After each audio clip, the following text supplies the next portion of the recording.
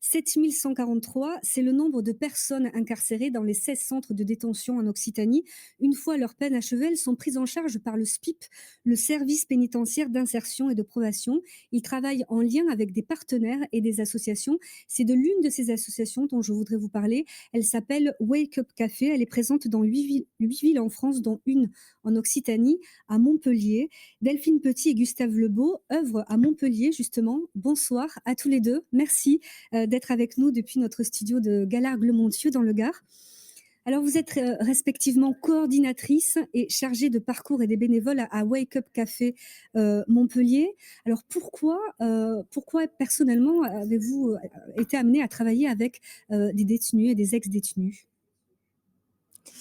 Alors personnellement, moi j'ai toujours voulu accompagner les personnes à changer de chemin, depuis que je suis toute petite et finalement, accompagner aussi des personnes qui ont fait à un moment donné, dans leur vie de la prison, c'est participer à une société qui est plus apaisée et du coup réconcilier aussi parfois, bah, voilà, la société avec ces personnes qui sortent de prison et j'ai toujours trouvé que ça avait du sens, pour moi.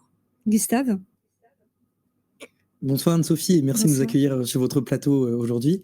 Moi, c'est aussi, enfin, c'est une histoire de rencontre et d'engagement. Moi, j'étais assez engagé quand j'étais étudiant dans diverses structures et une fois, deux fois, trois fois, j'ai eu l'occasion de découvrir le milieu carcéral. D'abord dans le Nord en proposant des cours d'anglais dans des prisons, puis à Bordeaux où j'ai participé à des ateliers et à des activités auprès des personnes passées par la prison ou en prison.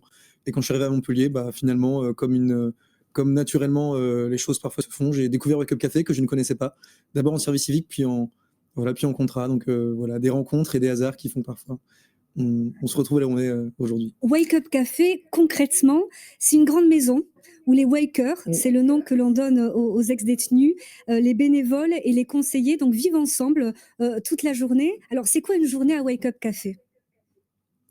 Alors c'est un peu compliqué de répondre à c'est quoi une journée à Wake Up Café parce que, une journée à Wake Up Café, c'est jamais la même, qu'hier ou, que le lendemain.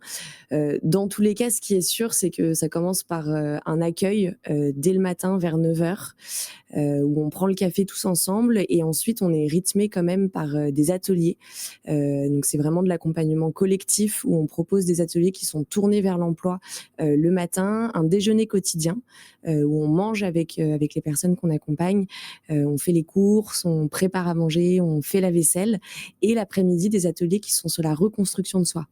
Parce que, bah, quand on sort de prison aussi, il faut, bah, se réadapter, se reconstruire et donc on fait des ateliers sur le théâtre, sur la prise de parole en public, voilà, tout type d'ateliers sur la gestion des émotions aussi d'ailleurs Et et à côté de ça, il y a le suivi individuel, où on va vraiment essayer de répondre, aux besoins des personnes qu'on accompagne. alors, j'imagine qu'il y a des professionnels, mais il y a aussi des bénévoles.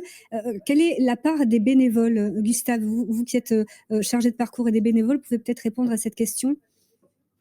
Oui, oui, nous, c'est vrai qu'on a un vrai esprit de communauté d'entraide à Wake Up Café, à travers les équipes, à travers les wakers donc qu'on accompagne et toute une communauté bénévole qui est vraiment très précieuse et qui va vraiment venir enrichir la journée à travers notamment les ateliers. Donc tous les matins et tous les après-midi, les bénévoles sont très souvent là pour co-animer l'atelier, apporter leurs compétences, leur savoir-être et puis tout simplement apporter un peu de leur écoute, un peu de leur présence, de leur expérience. Parce que quand on est waker, qu'on est parfois un petit peu isolé et qu'on le fait d'avoir une relation gratuite, passer un peu de temps à boire le café avec un bénévole, même de manière très informelle ou de partager le repas, bah, finalement, c'est pas si anodin que ça. Donc, les bénévoles sont vraiment très présents dans ce qu'on vit à Wake Up Café. Alors, voilà, parce que justement les difficultés, que les anciens devenus peuvent rencontrer sur, leur chemin de réinsertion, quelles sont-elles en fait? Vous parlez de partager un café et cetera, il y a l'isolement. Oui, oui, bah, c'est vrai quand, une personne passe par la prison, elle avait déjà parfois une vie avant qui était un petit peu compliquée et ces difficultés, sont souvent de retour à la sortie. Donc il y a souvent effectivement la solitude, il y a toutes les choses très concrètes, opérationnelles, de la recherche de logement, de la recherche d'un emploi qui souvent est une priorité très importante, face à laquelle Wake Up Café, agit avec d'autres structures partenaires. Il y a tout un ensemble de choses autour de, retrouver de la confiance en soi, retrouver, du lien social aussi quand parfois on est isolé. Il y a des problématiques d'addiction. Donc nous, on a tout un ensemble de partenaires autour du logement, autour des addictions, autour aussi parfois des fragilités mentales avec lesquelles on va pouvoir travailler parce que nous, on n'est pas capable de tout faire et donc on fait tout ça en bonne intelligence. Voilà, chaque waker est différent, chaque personne est différente, mais c'est vrai qu'il y a certaines problématiques, disons, qui se retrouvent. Et c'est pour ça que nous, on y met de la joie, on y met un petit peu de légèreté, on travaille tous ces sujets-là en y mettant des belles choses parce que sinon, on aurait un peu de mal à avancer ensemble. Ouais. Alors, comment ceux qui nous regardent ou comment une personne comme moi peut vous aider? Alors, pour le coup, il y a plein de manières de pouvoir nous aider. La première, si vous êtes une entreprise et voilà, que vous avez ou un artisan ou un auto-entrepreneur et que vous avez envie d'embaucher une personne qui a fait de la prison, il faut pas hésiter à nous contacter. On recherche aussi des bénévoles, tout type de bénévoles en fait, ceux qui sont peut-être là de manière ponctuelle, ceux qui sont là souvent et qui peuvent du coup proposer leur talent dans la recherche d'emploi, dans la reconstruction, mais finalement aussi dans l'accueil, dans la préparation des dîners. Enfin voilà, il y a plein de bénévolats qui sont possibles. Vous pouvez aussi nous aider en adhérant à l'association.